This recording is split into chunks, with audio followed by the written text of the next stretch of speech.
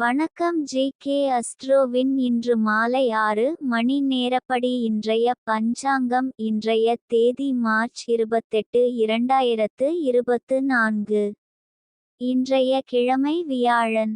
இந்நாளிற்கான ராசி துலாம். இந்நாளிற்கான நட்சத்திரம் சுவாதி 4ஆம் பாதம்.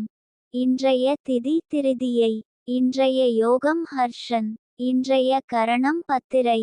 இன்றைய ராசி மீனம் ராசிக்கு சந்திராஷ்டம ராசியாகும். துலாம் ராசியின் இன்றைய திதி சூன்ய ராசிகள்: மகரம், சிம்மம்.